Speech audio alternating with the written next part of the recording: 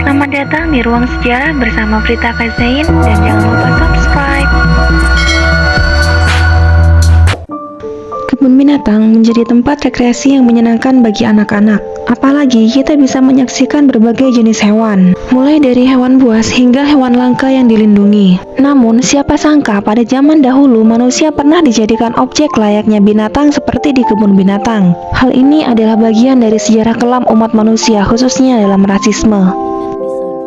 Sejarah juga seakan tak bisa lepas dari perlakuan tak manusiawi orang kulit putih pada ras lain. Bentuk paling umum yang ditemui adalah perbudakan. Contoh lain yang mungkin jarang didengar adalah human zoo alias kebun binatang manusia. Kata tersebut memang aneh, hal itu karena kontradiksi dari segi arti maupun realitanya. Human zoo sempat populer pada abad ke-19 hingga awal abad ke-20. Antropolog Sophie Park menulis di timeline perihal fenomena ini. Ia menyebut asal-usul human zoo berangkat dari kelahiran pertunjukan sirkus di London pada tahun 1770-an. Sirkus tersebut tak hanya memamerkan kemampuan atletis atau hewan eksotis, tetapi juga orang-orang aneh. Maksud dari orang-orang aneh di sini adalah mereka yang memiliki fisik tidak lazim atau unik. Masa ini adalah masa di mana kebun binatang bukan hanya menampilkan hewan, tapi juga manusia yang dikenal sebagai human zoo atau kebun binatang manusia. Kebanyakan orang yang ditampilkan di human zoo adalah orang-orang dengan ras kulit hitam atau memiliki kekurangan fisik pada tubuhnya. Berikut fakta sejarahnya. 1. Konsep kebun binatang manusia pertama kali digagas oleh kaisar dari Aztec. Orang pertama yang diketahui membuat pameran berskala besar dan mengisinya dengan orang-orang beserta hewan adalah Kaisar Aztec Montezuma. Montezuma memutuskan bahwa kebun binatangnya yang berada di Mexico City akan lebih menarik banyak orang jika diisi dengan pameran manusia. Pada waktu itu, orang-orang Amerika dan negara-negara Eropa memiliki kecenderungan memamerkan musuh yang telah dikalahkan di depan publik dengan tujuan mempermalukan musuh.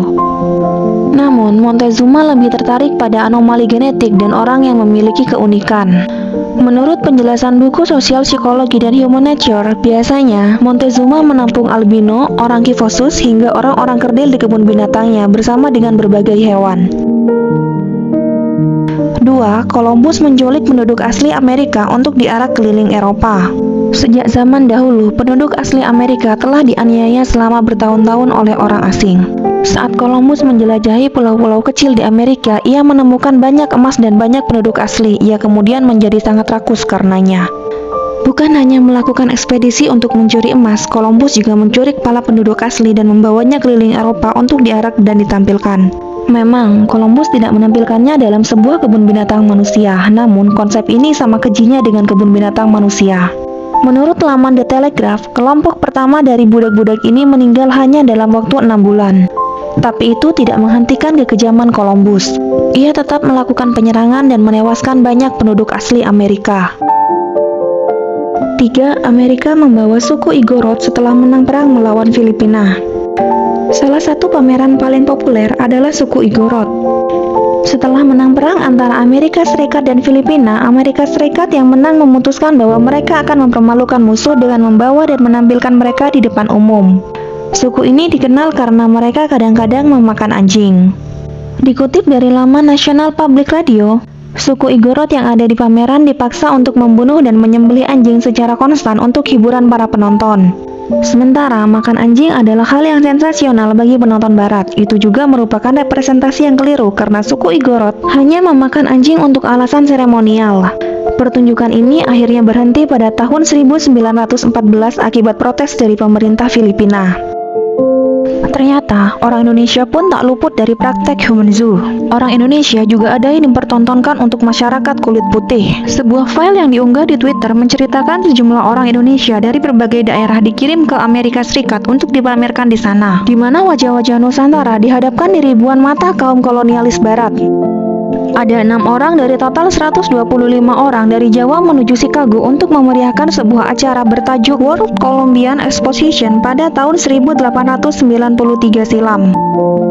Keenam orang yang ikut dalam rombongan tersebut disuruh menari, menenun, menabuh gamelan, hingga mengolah minuman seperti teh dan kopi.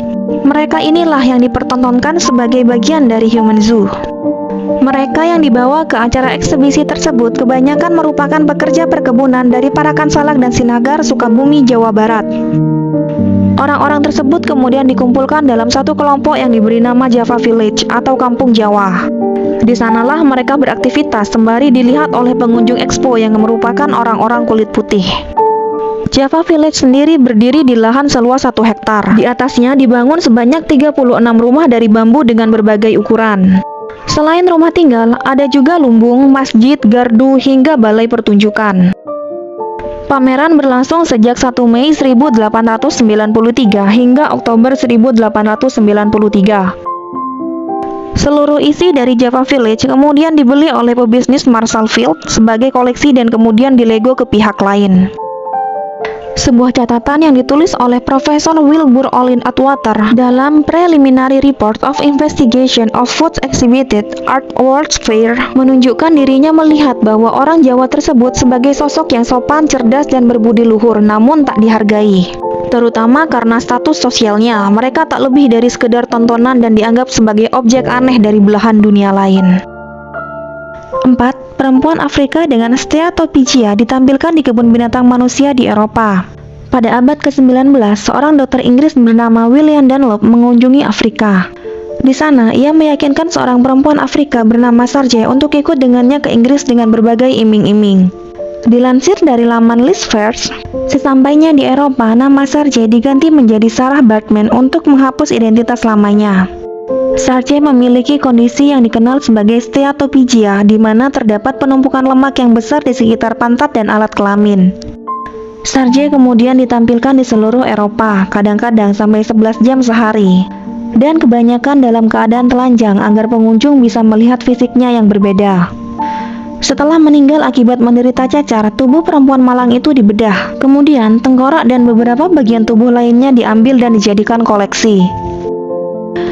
5. Bahkan anak-anak juga ditampilkan. Perlakuan tidak manusiawi ini membunyikan alarm bagi pemuka agama. Sejumlah pendeta terkemuka belak-belakan tentang apa yang mereka pandang sebagai sikap tidak hormat yang mengerikan.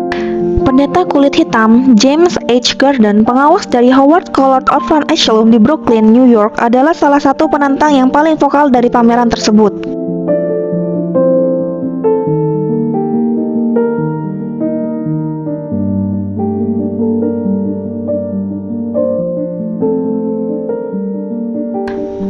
Mereka dibujuk, diambil paksa, lalu sulit untuk kembali ke tanah kelahiran.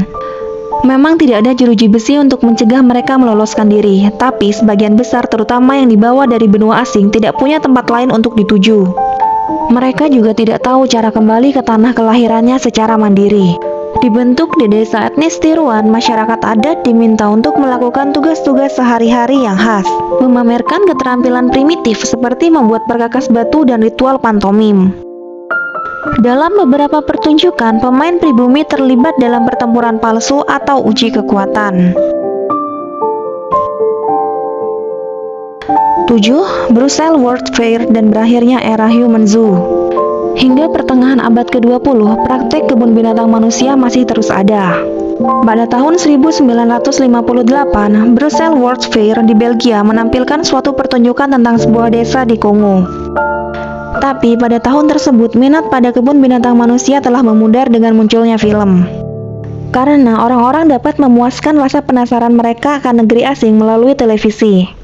Dikutip dari laman Canadian Broadcasting Corporation, pada saat Brussels World Fair, gagasan tentang kebun binatang manusia telah dianggap tidak menyenangkan bagi sebagian orang dan telah dilarang di sebagian besar negara. Namun, kabar buruknya, sebanyak 297 orang Kongo asli tewas dalam Brussels World Fair. Praktek Human Zoo atau kebun binatang manusia tak banyak diajarkan di dalam buku sejarah di sekolah.